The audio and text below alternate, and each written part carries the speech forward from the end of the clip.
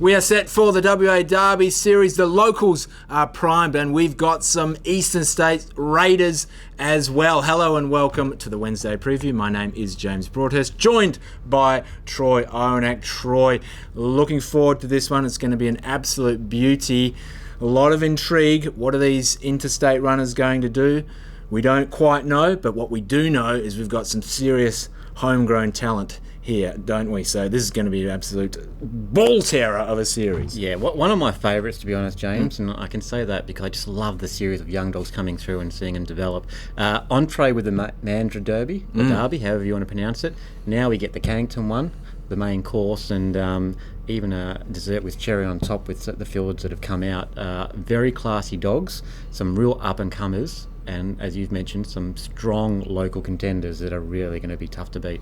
All right, we're going to zero in on all those four heats at Cannington here on Saturday night, Troy. Each one of them got plenty to like about them, so let's get stuck into it, starting with this first heat here. Race 3 on the card on Saturday night, and there are chances across the grid on this one. What a way to kick off the series. We've got Zipping Columbus here, the former Victorian, now with Steve Withers. Didn't fire, missed the start in that Mandurah Derby heat and found trouble, didn't he? That was his first attempt here in WA. Gets the chance for redemption out of box 1. Iconic Guess out of box 3 here. He's got 36 starts to his name.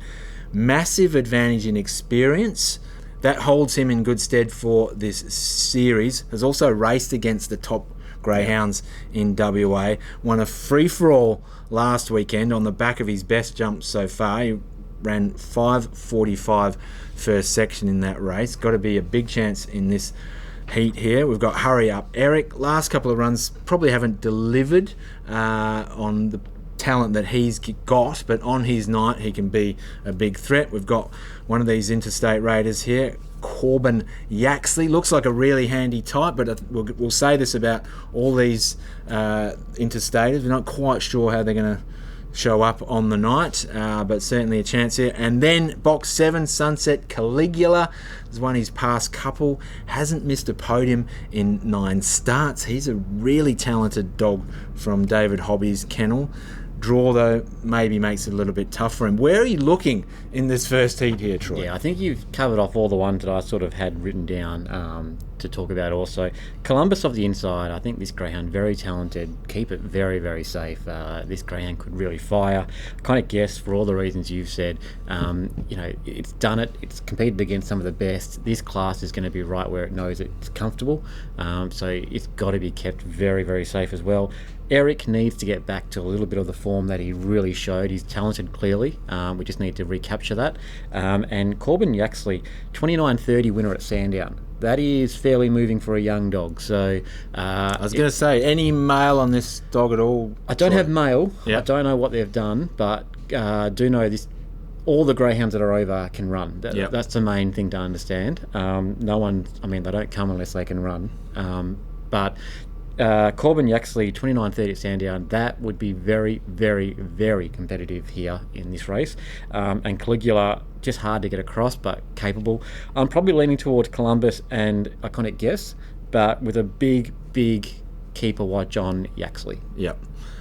I actually don't mind Caligula, but based off what we saw from Iconic Guess last week and that experience, leaning towards that dog, but not a lot of confidence. You can't in a race like this where there's a lot of chances. I just feel like some of these dogs have been racing against top class, and some have been racing against lower class, and I think the top class dogs are going to be primed and ready for this in the sense that they're going to be comfortable with the pressure that might be put on.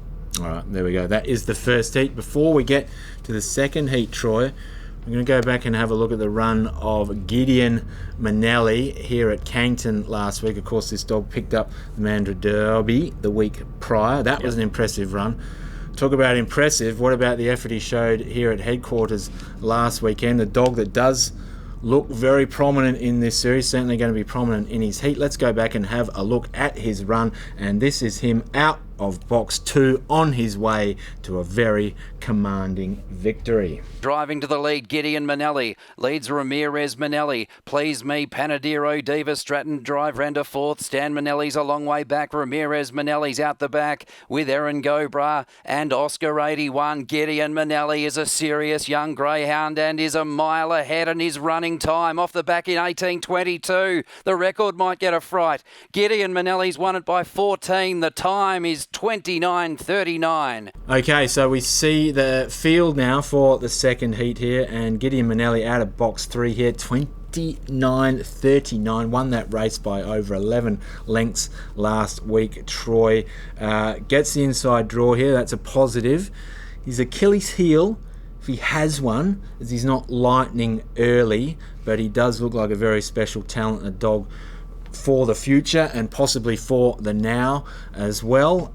We've got Obscurus, another one of these raiders from the Cockerell team. Again, looks more than handy and gets the draw out of box 1. So once again, it's just a question of what the dog does on this particular track. Some of the other greyhounds here I thought worth mentioning. Oscar 81 won a novice in 29:57. That was a couple back. That was a good run. And then Intimidation has a run of 29:45 next to his name.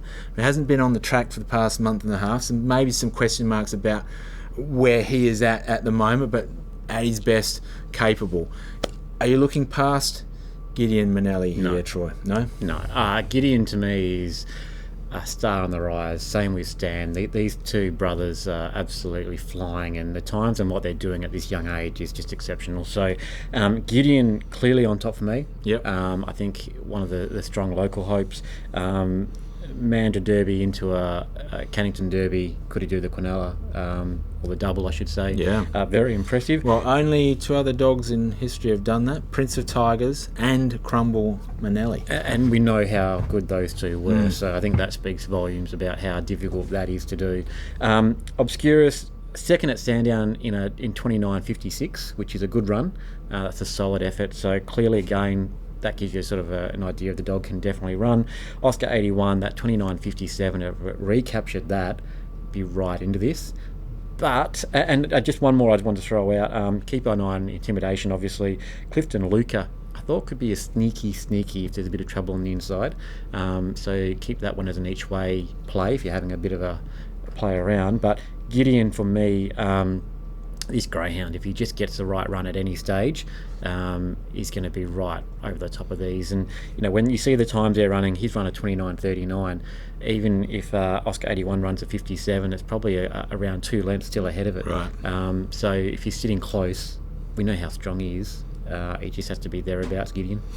I'm with Gideon as well. The one caveat, Troy, is that his vulnerability. Look, at the start. He doesn't have brilliant box manners, and he's not brilliant early, but in this class of racing, being age restricted and sex or gender based, he is almost, in my opinion, able to make a little mistake and still get away with it.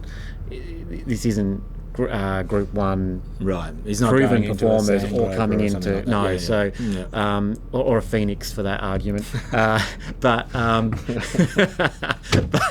But he may do at some stage if he keeps going the way he's going. But yeah, I think he can make a little mistake here and still be good enough to get it done. And I think he's just got to qualify, and then we'll see what he does in the final.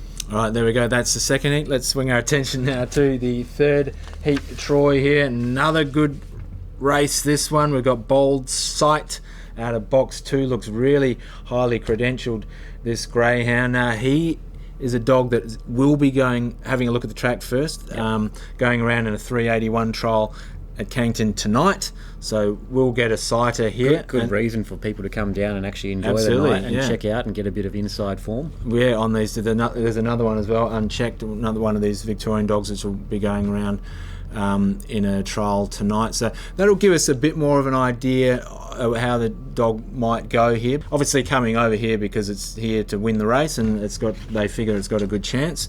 I thought the main dangers were out wide here, Troy. Just a Piastri out of box 6, always a threat, always running on, but once again just having not a lot of luck with these draws at the moment. And King Nangar, I guess, in a similar situation. Another chance generally thereabouts, but the draw no good. If you're looking for a smoky here, maybe West on Tapper out of box 1 could have a cheeky role in this race from the pole. Yeah, I bold sight just for those at home. 29.52 win at Sandown off the red box, so doesn't mind the inside, and 52 is a good run at Sandown. So keep that in mind. Be interesting to see what they run over the 381.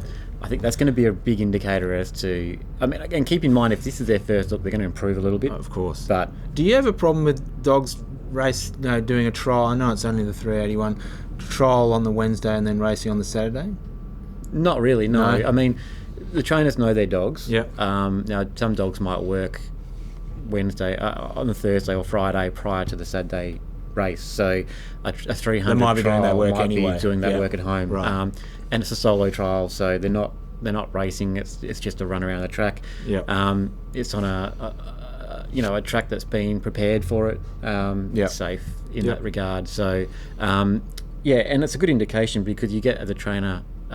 You get to know the dog gets to come to the track, go through the process, see how it get accustomed to it. Some tracks are slightly different, different environment. Some dogs, young dogs like these, need to see it. A lot of trainers saying the difference in lures is often the big reason. A big one, Yeah. the noise, the type of lure, if it's a cable or whether it's the safe chase, and then whether there's no cable and then the noise and the sound, and dogs getting used to the boxes. Boxes can be different. I know a few tracks in the past had different sized boxes. Dogs get just all different things. So having a look is, in my opinion, vital.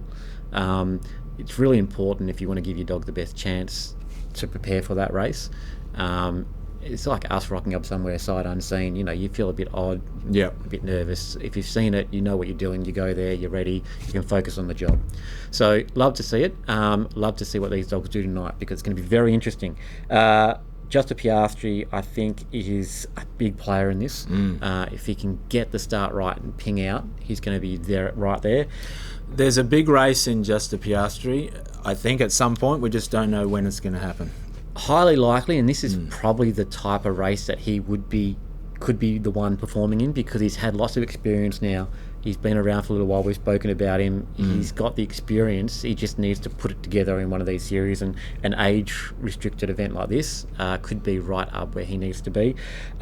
King Nanga, I just have concerns about it getting across, so I'm not putting it in my top. Tapper, as you've mentioned, off the red, to keep safe for sure. And the one that we didn't mention, I think we've got to really keep safe, is Ramirez Manelli. A 29.71 maiden winner. It would need to repeat that and do everything right here. But if it did that and it found itself near the front, it could be one that could get up at a bit of value here. So keep that one very safe. But bold sight probably on top for me off that Sandown run with Piastri. Probably equal favourites almost, depending on what Piastri does, if it's got to jump. All right. There you go. That's Heat 3. Let's swing our attention now to Heat 4 and another very interesting contest.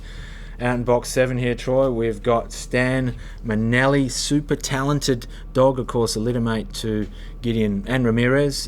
Here, just needs to overcome this draw. That's going to be the query for this greyhound, if he can be able to do that against this field. We've got Unchecked, another one of these Victorian dogs that we'll have a look at the track tonight. Recent form, Troy.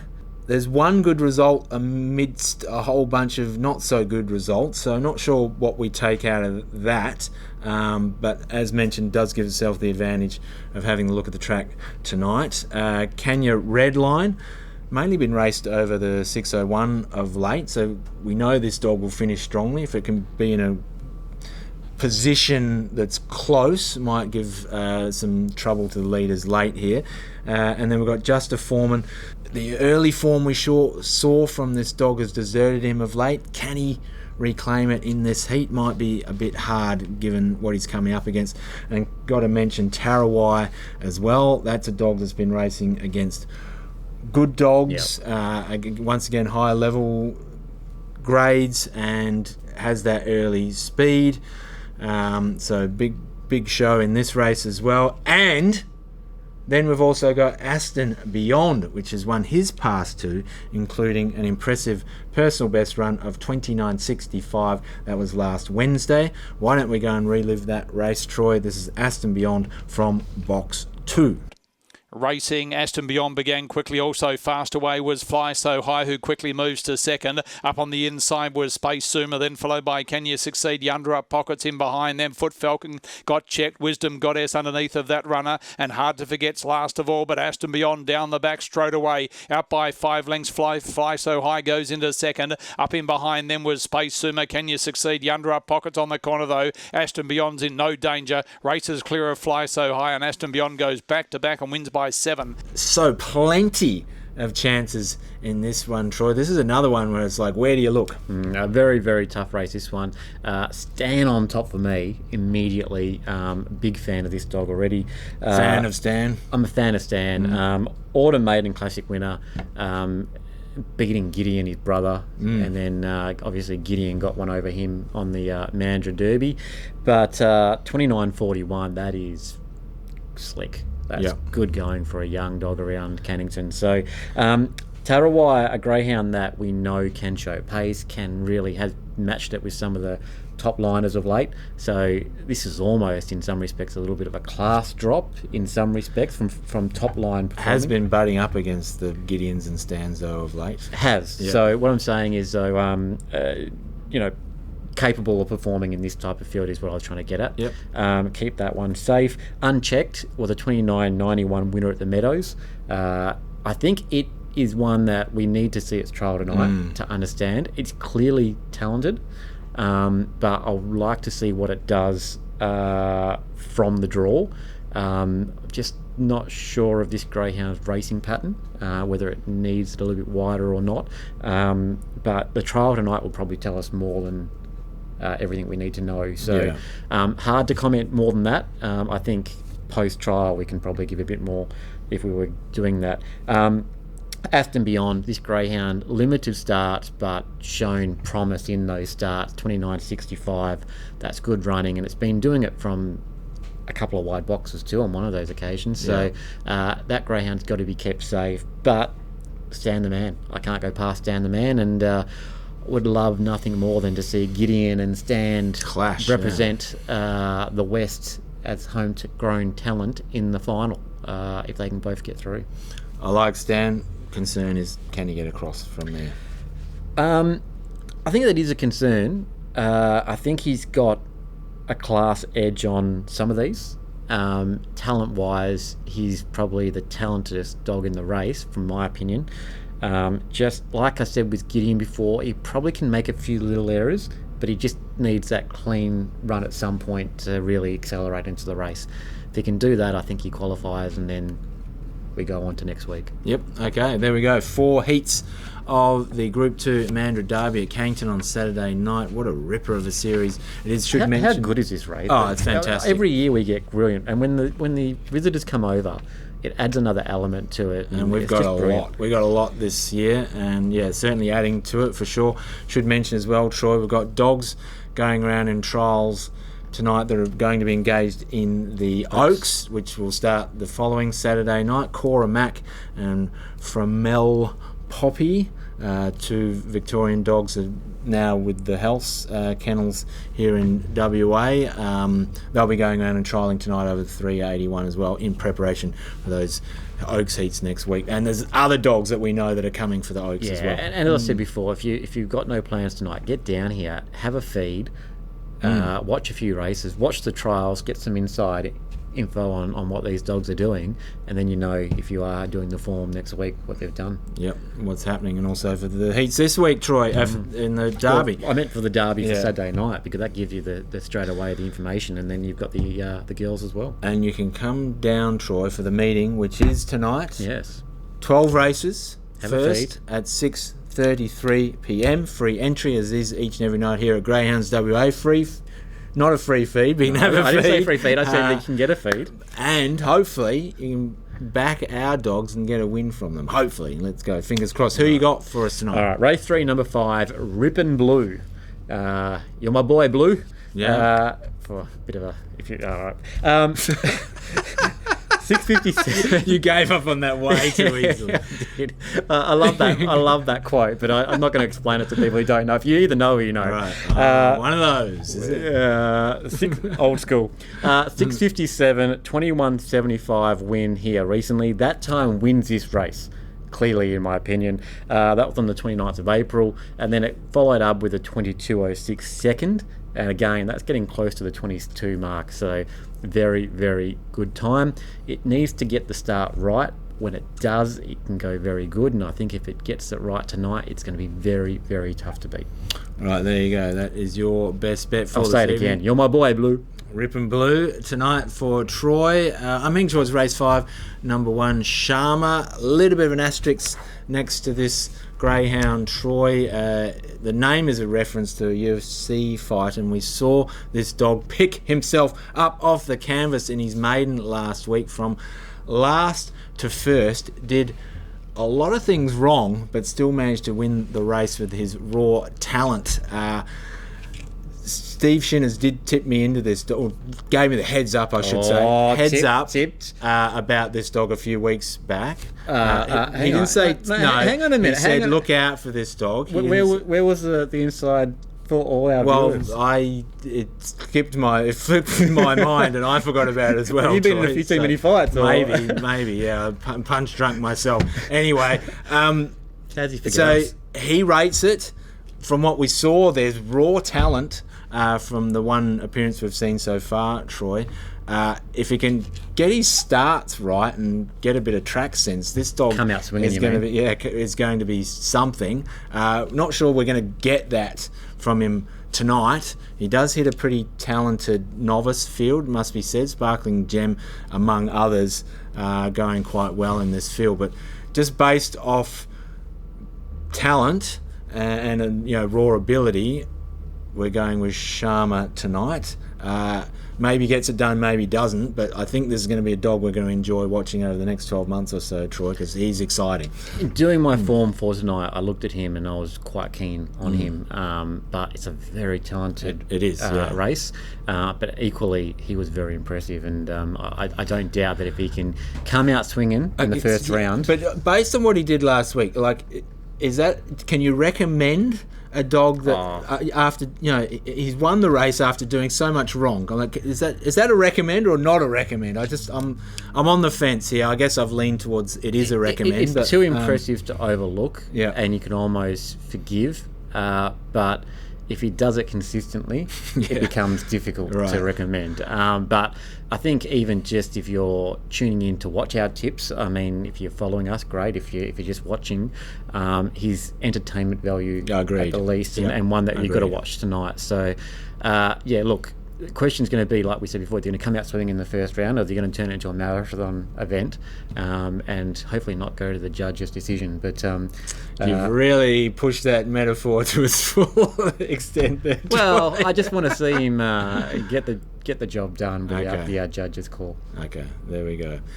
Good stuff. Me too, because I've tipped him. Sharma tonight at Cannington. And Troy, that is the show. We've got some really good racing ahead of us over the next few weeks, kicking off with these Derby heats on Saturday night. I'm up and about, James. I love this series. Up and about. It's fantastic racing. Hopefully you can get down the track to see it, but either way, you will be able to catch us next week on the Wednesday preview.